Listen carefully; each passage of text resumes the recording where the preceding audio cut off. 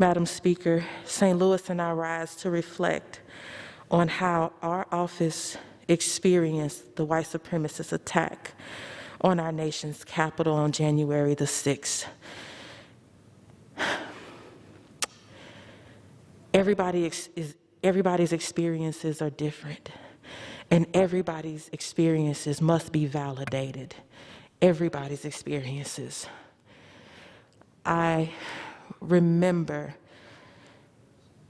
sitting up in the gallery, listening to floor speeches, knowing that there was supposed to be a protest happening outside, seeing people outside,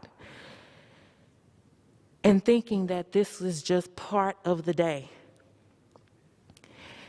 until something happened. And I just felt the need to stand up and walk out. I walked out and I walked over I went to the steps. I went down a flight and I went to the steps and I went to look to see what's happening outside. And I saw the tip top of flags. And then I saw more of the flags and I could read words. And then after I could read words, I could see people. And then I realized that people were approaching. So I hopped on the nearest elevator and left and made it back to my office safely. And when we came back into our office, we walked in and we started to see on our televisions people breaching doors. And I remember thinking, is this actually what's happening? The more I watched, and people were calling this a protest, let me say this, that was not a protest. I've been to hundreds of protests in my life.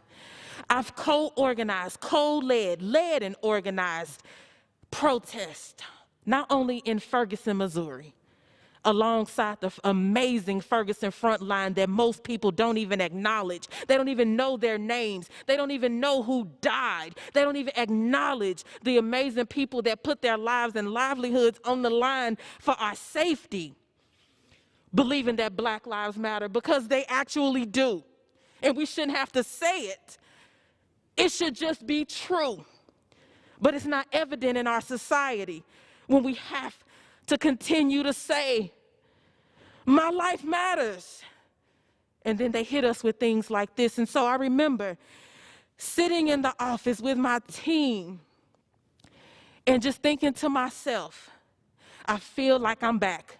At this very minute, I feel like I'm back. I feel like this was one of the days out there on the streets when the white supremacists would show up and start shooting at us. This is one of the days when the police would ambush us from behind trees and from behind buildings, and all of a sudden now we're on the ground being brutalized. It felt like one of those days, and I just remember taking a second thinking, if they touch these doors, if they hit these doors the way they hit that door, if they hit these doors and come anywhere near my staff,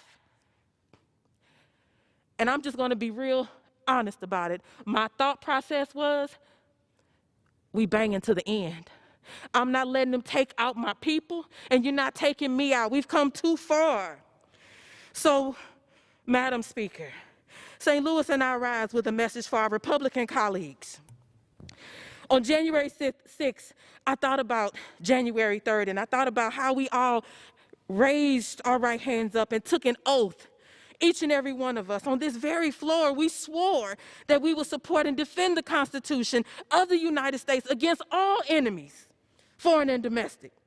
Even though that Constitution wasn't written for people who look like me, even that Constitution wasn't written by people who look like me, and even though that Constitution cemented an unjust nation for people like me, my team and I got to work, and we unveiled legislation to investigate and expel those who were responsible for inciting this attack so that we could defend it, because we have a duty to fight for a more perfect union, because we cannot stand up to white supremacy in this, because if we cannot stand up to white supremacy in this moment as representatives, then why did you run for office in the first place? No matter what district you represent, no matter where you live, no matter Democrat or Republican, you represent a district that is on average about 700,000 people, meaning you have to resent those who love you, those who despise you, those who voted for you, those who swear they'll never cast a vote for you, people who talk like you and people who don't look like you. Building better communities, building better lives, building a better society. It's not a Democratic or Republican issue. We can't build a better society if members are too scared to stand up and act to reject the white supremacist attack that happened right before our eyes. How can we trust that you will address the suffering that white supremacy causes on a day-to-day basis in the shadows if you can't even address the white supremacy that happens right in front of you in your house? Does your silence speak to your agreement? Is the question. In St. Louis, the COVID-19 pandemic is disproportionately hospitalizing and killing Black and brown people. Well, I've lived that. We have people dying from gun violence, a crisis that stems from decades of economic disinvestment and disruption from an over-reliance on policing that this very chamber has continually voted to endorse. I've cried those tears. You don't know what that's like. So I ask you today, take a moment to think about what it's like to live what we live through.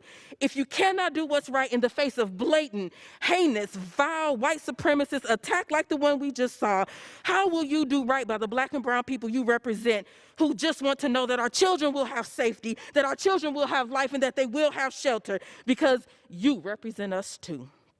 So on January 3rd, we stood together to swear our oath to office to the Constitution. We swore to defend it against all enemies, foreign and domestic. Well, it was attacked by a domestic enemy called white supremacy, and we must stand together now, today, to uphold that oath and hold every single person who helped incite it accountable. Thank you, and I yield back.